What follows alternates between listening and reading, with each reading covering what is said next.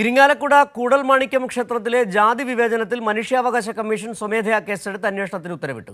Cochin Devaswom കമ്മീഷണറും Koodalmanikyam executive ഓഫീസറും അന്വേഷണം നടത്തി 2 ആഴ്ചയ്ക്കകം റിപ്പോർട്ട് സമർപ്പിക്കണമെന്നാണ് നിർദ്ദേശം.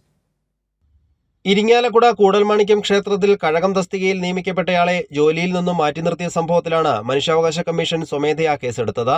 ദേവസ്വം റിക്രൂട്ട്മെന്റ് ബോർഡിന്റെ പരീക്ഷ ജയിച്ച് നിയമനം നേടിയ തിരുവനന്തപുരം സ്വദേശി ബാലുവിനെയാണ് ക്ഷേത്രം തന്ത്രിമാരുടെ പ്രതിഷേധത്തെ തുടർന്ന് ഓഫീസ് ജോലിയിലേക്ക് മാറ്റിയത്. ഈഴവ സമുദായത്തിലുള്ള വ്യക്തിയെ കഴകക്കാരനായി നിയമിച്ചതായിരുന്നു തന്ത്രിമാരുടെ പ്രതിഷേധത്തിന് കാരണം.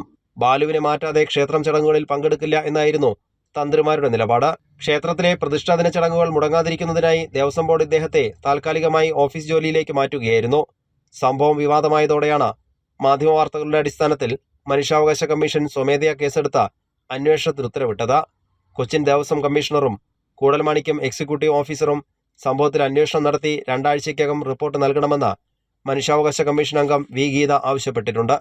തന്ത്രിമാരുടെ പ്രതിഷേധത്തിനല്ല നിയമം നടപ്പിലാക്കുന്നതിനാണ് പ്രാധാന്യമെന്ന് ദേവസ്വം ബോർഡ് കഴിഞ്ഞ ദിവസം തന്നെ വ്യക്തമാക്കുകയും ചെയ്തിരുന്നു. കൈരളി ന്യൂസ്, കൊച്ചി.